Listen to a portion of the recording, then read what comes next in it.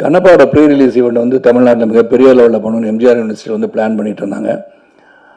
அது பல காரணங்களுக்காக இந்த படமும் வந்து 27ஆம் தேதி ரிலீஸ் பண்ணும்போது ஏற்கனவே ப்ரீ ரிலீஸ் ஈவெண்ட் வந்து நேற்று வந்து ஹைதராபாத்தில் பண்ணாங்க. அப்போ நான் வந்து சென்னையில் வந்து நம்ம பண்ணுற ஈவெண்ட் பண்ணாமல் இருந்தால் அது எப்படி இருக்கும்னு சொல்லி யோசனை பண்ணி நம்ம ஒரு ப்ரெஸ் மீட் நான் அவங்களெல்லாம் சந்திச்செல்லாம் நான் ஐடியா பண்ணேன். அப்புறம் விஷ்ணுகிட்ட சொன்னேன், என்ன அங்கிள் நம்மளே பண்ணிடலாம், நீங்கள் அங்கே கொஞ்சம் ரெப்ரசென்ட் பண்ணியிருக்கேன்னு சொல்லி இங்கே யாரெல்லாம் இருக்கும்போது எடிட்டர் இருந்தாங்க, சம்பத்ராமன் இருந்தாங்க, அப்கோர்ஸ் டிஸ்ட்ரிபியூட்டர் அருமை சகோதரர் சக்திவேல் சார் இருந்தாங்க. ஸோ அவங்களாம் வச்சு நாங்கள் பண்ணிடுறோம், என்னதான் இருந்தாலும் கிளிட்ஸ் அண்ட் கிளாமர் கொஞ்சம் இருந்தால் நல்லாயிருக்கும்னு சொல்லி விருப்பப்பட்டு நீங்கள் பார்த்துட்டு இருந்தேன். நான் பார்த்தேன். ஏன்னா சில பேர் கேட்டாங்க, என்ன போன தடவை மதுபாலா வந்தாங்க வரலையான்னு கேட்டாங்க. ஸோ இந்த மாதிரி கேள்வி வந்து கேட்டவங்களாம் இருக்காங்க, 3வது ரோல் உட்காந்துருக்காங்க.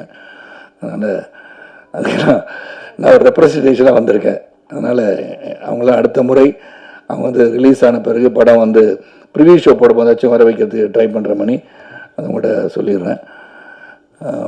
ஸோ இந்த படத்தை பற்றி சொல்லணும்னா ஒன்லைன் ஸ்டோரி தான். அது கண்ணப்பான்னு சொன்னால் ஒரே லைன் தான் ஸ்டோரி. காளஹஸ்தீஸ்வரன்னா சிவபக்தர்களே ஒரு சிறந்த பக்தராக 63 நாயனார்கள் ஒருவராக தான் கண்ணப்ப நாயனார்.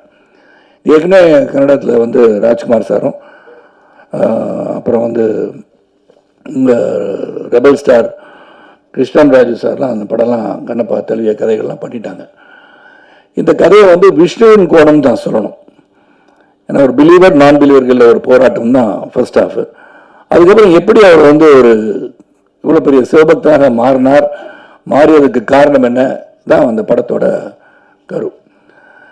இது வந்து முதல்ல ஒன்று நான் சொன்னால் மோகன் பாபு சாருக்கும் விஷ்ணுக்கும் நான் வந்து என்னுடைய வாழ்த்துக்களை தொடர்ந்து சொல்லிக்கொண்டே இருக்க வேண்டிய அவசியம். ஏன்னா ஹெவன் ஆன் எர்த் அப்படின்னு சொன்னால் எங்கே இருக்குன்னு பார்த்தோன்னா, எங்கே வந்து இந்த சொர்க்கம் பூமி எங்கே இருக்குது அப்படின்னு தேடணும்னா இந்த நியூசிலாண்டை போய் செலக்ட் பண்ணாங்க. அப்போ இருக்கிற ஒரு பூமியாக தெரிந்தது. நீ பார்த்தீங்கன்னா இந்த படத்தில் இருக்கிறதெல்லாம் நேச்சுரல் கலர்ஸ்ன்னு சொல்லலாம், தைரியமாக சொல்லலாம். இதெல்லாம் டிஏயில் கரெக்ஷன் பண்ணாங்க, கலர் கரெக்ஷன் பண்ணாங்க. அது ரொம்ப மினிமலாக இருக்கும்னு நினைக்கிறேன். ஏன்னா அங்கே வந்து அந்த நியூசிலாண்டு ரோட்டருவான்ற இடத்துக்கு போகும்போது ஒரு 10 நாள் ஷூட்டிங் போகலாம், 15 நாள் ஷூட்டிங் போகலாம், 20 நாள் ஷூட்டிங் போகலாம். 120 நாளுக்கு மேலே ஒரு வெளிநாட்டில் போய் படம் எடுக்கிறது சாதாரண விஷயம் கிடையாது. நான் பொருட்செலவை பற்றி நான் சொல்லவில்லை, அந்த எஃபர்ட்டை சொல்கிறேன். ஏன்னா ஒரு செரீன் பியூர் பியூட்டிஃபுல் பிளேஸ் இப்படி தான் வந்து அந்த காலத்தில் இப்படி தான் இருந்திருக்கும் இந்த உலகம் அப்படின்னு நினச்சி அதை செலக்ட் பண்ணியிருக்காங்க. அதுக்கு முதல்ல அதே ஒரு பெரிய கண்ணுக்கு குளிர்ச்சியான ஒரு உணர்வை ஏற்படுத்துகின்ற படமாக தான் நான் அதை பார்க்குறேன். நல்ல குளிர் தான். அந்த குளிரில் டிசிப்ளினோட அந்த வேலையை முடிக்கணும்னு சொல்லி ஒரு 7000 ஏக்கர்ஸில் ஒரு இடத்த வந்து பார்த்து அங்கே சில செட்டுகள் போட வேண்டியதா, வார் சீன் எல்லாத்தையும் பண்ணுகின்ற அளவிற்கு சிறப்பாக வந்து பண்ணாங்க. ஸோ ஹேட்ஸ் ஆஃப் டு மோகன் Babu sir and Vishnu Manju for the effort. அந்த பிஹைண்ட் அவங்க பின்னாடி இந்த கேமராவுக்கு பின்னாடி இந்த எல்லாருக்கும் என்னுடைய நன்றியை சொல்லணும். இல்லை ஆந்தனி சொன்னது மாதிரி, இப்போ சக்திவேல் சொன்ன மாதிரி சரி, சம்பத்ராமன் சொன்ன மாதிரி, இதில் வந்து இந்த போராட்டம் வந்து ஸ்டார்டிங் வித் சின்ன வயசுலேருந்து பார்த்தீங்கன்னா அந்த சிறுவன் கல்லை தூக்கி எறிய இது கல்லுன்னு சொல்லி பராசக்தி போல வசனங்கள் பேசுகின்ற ஒரு காட்சி அமைப்பெல்லாம் அமைஞ்சிருக்கும். ஏன்னா ஒரு இது வந்து சக்தி எப்படி வருது, இந்த கல் தானே இது, இதுக்கெல்லாம் பலிலாம் கொடுக்குறோமே அப்படின்னு ஒரு பெரிய மனப்போராட்டத்தில் இருப்பவர் தான் தின்னா. நம்ம கண்ணப்பாக மாறுகிறார். நான் வந்து தின்னாவோட ஃபாதர் நாத்து நாடுவா நடிச்சிருக்கேன். ஏன்னா எனக்கு வந்து பல முறை வந்து மோகன் பாபு சார் 13-14 வருஷமாக இந்த படம் பண்ணு சார், அந்த படம் பண்ணுன்னு சொல்லும் போதெல்லாம் எனக்கு பண்ண முடியாமல் போச்சு. ஆனால் இந்த கதை வந்த உடனேயே அது முகேஷ் குமார் சிங் வந்து மிகப்பெரிய அளவில் மகாபாரத்தை டைரக்ட் பண்ணி பெரிய அளவில் வெற்றி கொடுத்துருந்தார். அவர் இன்னொரு ப்ராஜெக்ட் வச்சுருக்கார். மகாபாரதம் வந்து ஒரு 3000 கோடியில் பண்ணுன்ற மிகப்பெரிய ஆசையோட அதை இன்னும் கொஞ்சம் பெருசாக பண்ணணும்னு ஆசைப்பட்டுருக்கார். அவர் கனவுகள் பலிக்கட்டும் சொல்லி அவரை வந்து செலக்ட் பண்ணி மோகன் பாபு சார் மகாபாரதம் வந்து ஹிந்தியில் வந்துச்சு, அவரை செலக்ட் பண்ணி கண்ணப்ப நாயனார் கதை எடுக்க சொன்னது வியப்பாக இருந்தாலும் சிறப்பாக எடுத்திருக்கிறான்னு சொல்லலாம். எனக்கு கொடுக்கப்பட்ட கேரக்டர் அதில் வந்து இந்த கான்ஃப்ளிக்ஸ் பிட்வீன் மீ அண்ட் தின்னா, அதாவது விஷ்ணு, ரொம்ப சிறப்பாக அமைஞ்சிருந்துச்சு என்னை பொறுத்த வரைக்கும். ஏன்னா எடிட்டர் ஆந்தனிக்கு தான் தெரியும், சிறப்பாக நடிச்சிருப்போம், சிறப்பாக அமைஞ்சிருக்கோம். எதை வெட்டினார், எதை தூக்குனார், எதை சேர்த்தார் எனக்கு தெரியாது. ஆனால் நல்லபடியாக இருக்கேன்னு சொல்லிட்டார். அதே எனக்கு உத்தரவாதம் இருக்கேன்னா அதை சொல்ல முடியும். ஏன்னா இந்த மூவி இஸ் பிக், நம்ம எல்லாம் ஒன்றா சேர்ந்து அதில் இருக்கும்போது எந்த அளவுக்கு காட்சி தேவைப்படுகிறதோ அந்த அளவுக்கு இருந்தாலே போதும். அதுவும் இது ஒரு பேன் இண்டியா ஃபிலிம் சொன்னது வந்து பார்த்திங்கன்னா அக்ஷய்குமார் வந்து சிவன், காஜல், அப்புறம் பாருங்கள் மோகன் பாபு சார், மோகன்லால், பிரபாஸ், இதெல்லாம் வந்துருச்சு. இவங்கெல்லாம் வந்து இன்டர்வல் இதெல்லாம் வந்த பிறகு இந்த படம் வந்து கடைசி 1 hour வந்து ரொம்ப ஸ்ட்ராங்காக இருக்குன்னு சொல்லி ஆந்தனி சொல்லவும் உண்மையிலே சந்தோஷமாச்சு. இங்கே மட்டும் இல்லை, ப்ரீ ரிலீஸ் இவெண்ட்லேயும் அவர் சொல்லிட்டு இருந்தார் அதை பற்றி. ஏன்னா அவர் தான் முழுமையாக பார்த்து எடிட் பண்ணி இந்த வார் சீனாக இருந்தாலும் சரி, காட்சிகளாக இருந்தாலும் சரி, லவ் சீனாக இருந்தாலும் சரி, எல்லாமே அவர் வந்து பார்த்துருக்காரு. இதில் வந்து ஷெல்டன் சொல்லி யூஎஸ்லேருந்து கேமராமேன் ஷெல்டன், அவருக்கு உதவியாளர் பிரபுதேவா, பிருந்தா மாஸ்டர் கொரியோகிராஃபி பார்த்து, அப்புறம் வந்து கெச்சான்னு சொல்லிட்டு ஹாங்காங்லேருந்து ஸ்டன் கொரியோகிராஃபர், இப்படின்னு பார்த்தீங்கன்னா பல தரப்பட்ட யுக்திகள் நிறைந்த அனுபவம் மிக்கவர்களை வைத்து இந்த படத்தை எடுத்திருக்காங்க. இங்கேயும் அந்த விதத்தில் எந்த ஒரு குறை வைக்கல. அப்புறம் பார்த்தீங்கன்னா எல்லாருமே நல்லா நடிச்சிருக்காங்கன்னு சொல்லணும். ஏன்னா they have given their best. அந்த உழைப்பு வந்து மிக அதிகமாக கொடுக்கப்பட்டிருக்கின்ற படம். அந்த உழைப்புக்கு வெற்றி வரணும்னு சொல்கிறோம். இந்த படம் இப்படி ஓடும், அப்படி ஓடும், இவ்வளோ வசூல் செய்யலாம் சொல்ல தயாராக இல்லை. ஆனால் இந்த படம் ஒரு சிறந்த படமாக மக்கள் தெரிந்து கொண்டு புரிந்து கொள்ள வேண்டிய ஒரு படமாக இருக்கும்னு நான் நினைக்கிறேன். காரணம் இப்போ வந்து சரித்திரத்திலும் சரி, இதிகாசங்களையும் சரி, நாம் இப்போ இருக்கிற ஜென்ரேஷனுக்கு சில கதைகளை நாம் சொல்ல மறந்து விடுகிறோம்னு நினைக்கிறேன். ஏன்னா அவங்களுக்கு இன்ட்ரெஸ்டிங் இல்லாததை வந்து இன்ட்ரெஸ்ட் கொண்டு வரணும்னா, இப்போ பொன்னியின் செல்வன்ற கதையை வந்து எல்லாரும் வந்து போய் பார்க்கணுன்னு நினைக்கிறதுக்கு அதை வந்து சொல்லிக்கிட்டே இருந்தாங்க. பொன்னியின் செல்வன் கதையை பற்றி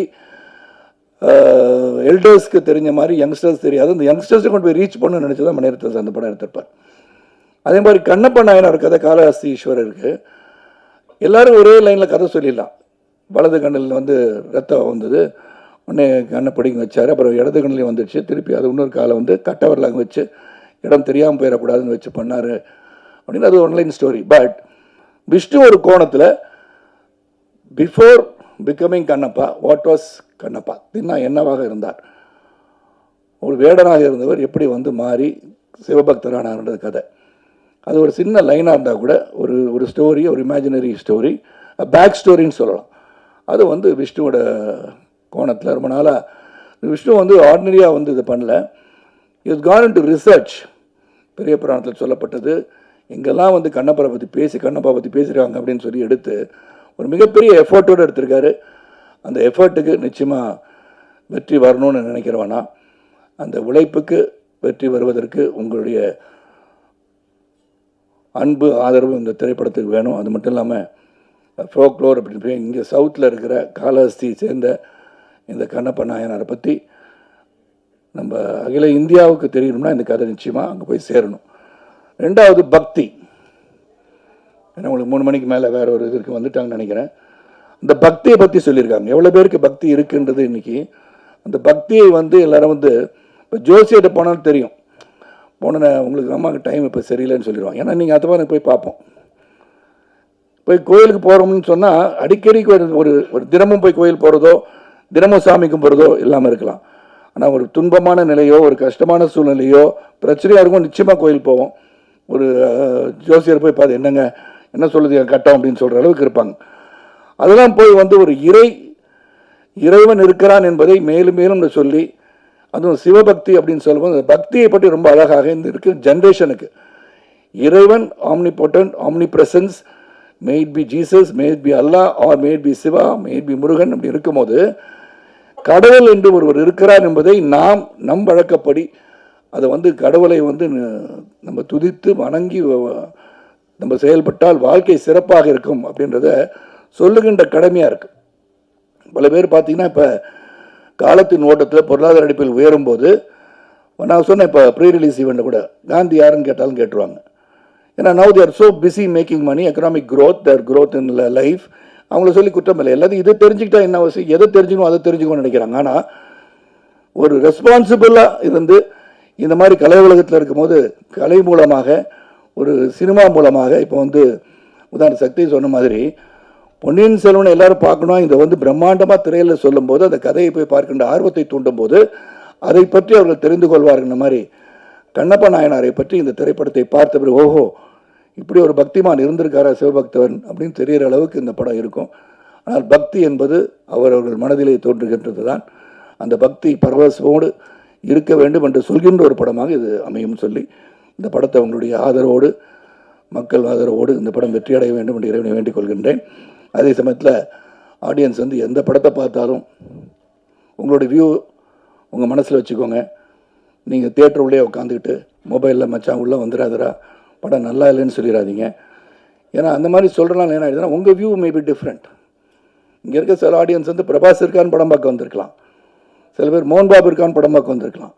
ஸோ உங்கள் வியூவில் இந்த படம் வந்து நல்லா இருக்கா நல்லா இல்லையான்றதை அவங்கவுங்க போய் திரையரங்குக்கு போய் ரிலீஸ் ஆகிற எந்த படமாக இருந்தாலும் அவங்க வியூவுக்கு விட்டுட்டிங்கன்னா இந்த திரையுலகம் சிறப்பாக கொண்டு கூறி வருகை தந்த அனைவருக்கும் மீண்டும் ஒரு நன்றி கூறி இந்த கண்ணப்பா திரைப்படம் சிறப்பாக வருவதற்கு அந்த தயாரிப்பாளர் மோகன் பாபு, விஷ்ணு, இதில் உழைத்த அனைவருக்கும் என்னுடைய வாழ்த்துக்களை சொல்கிறேன். அதுவும் எடிட்டர் ஆந்தனி பற்றி சொல்லி ஆகணும். Very dedicated worker. 24/7 இந்த படத்தை எவ்வளோ உழைச்சிருப்பான்னு எனக்கு தெரிஞ்சானா அது பெரிய படம். அதை வந்து டு பிரிங் இட் டு ஒரு சிம்பிளாக அவரே சொன்னார், லென்த்து மாதிரி தெரியும் ஆனால் இருக்காதுன்னு அவரே சொல்கிறாரு. 6 படத்தை எடிட் பண்ணியிருக்காங்க. நான் எங்கே இருக்கேன்னு தெரில. அது இல்லாட்டி எடிட்டர் ஆந்தனி வீட்டிற்கு நான் நிச்சயமாக சென்று அவருடன் காஃபி சாப்பிட்டு வரேன். வேறு ஒன்றும் இல்லை.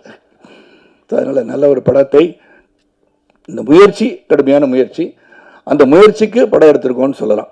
அந்த முயற்சி வெற்றி பெற உங்களுடைய வாழ்த்துக்களுடன் விடைபெறுகிறேன். நன்றி, வணக்கம்.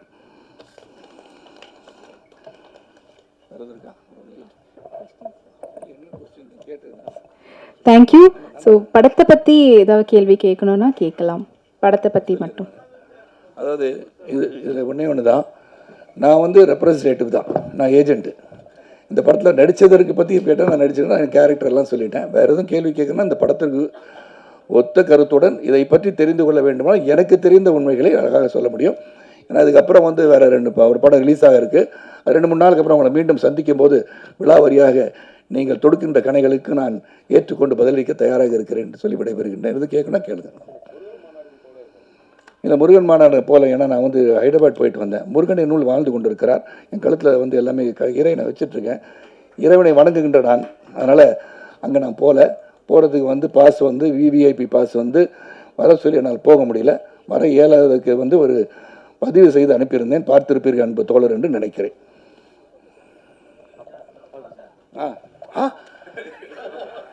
அவங்கள தான் தேடிட்டு இருந்தேன் நான். சொல்லுங்கள் பாஸ். அப்படி சொல்லலைடா, ரிவ்யூ பண்ணாதீன்னு உங்களை சொல்ல முடியுமா பாஸ்? நான் படம் பார்க்க போகிறவங்கள சொல்கிறேன். படம் பார்க்க போகிறேன். நீங்கள் ரிவ்யூ பண்ணுறது வந்து கடமை. நீங்கள் வந்து you're there as a film critic you can't say the truth and truth என்னது நீங்கள் சொல்லலாம்.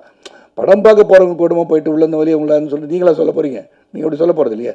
நீங்கள் கருத்துக்களை பதிவுகின்ற சேனல் வச்சுருப்பீங்க, இல்லாட்டி ஒரு யூடியூப் சேனல் வச்சுருப்பீங்க, அது வேறு. நான் என்ன சொல்கிறேன், பார்க்குறவங்க வந்து பார்க்கட்டும்னு சொல்கிறேன். ஹெல்த்தியாக இருக்குது, இண்டஸ்ட்ரி ஹெல்த்தியாக இருக்குது. இந்த படத்துக்கு சொல்லலைண்ணா, எந்த படமாக இருந்தாலும் சென்று உங்கள் கருத்துக்களை உங்களுடன் வைத்துக்கொண்டு போய் பார்க்கட்டுமே என்ற வேற ஒன்றும் இல்லை. பார்க்க முடியாது, அதெல்லாம் ஒன்றும் பண்ண மாட்டாங்கன்னா ஃபோர்ஸ் எனிபடி. கருத்தை கொண்டு பதிவு பண்ணுறேன். ரொம்ப நன்றி, ரொம்ப ரொம்ப நன்றி. தேங்க்யூ.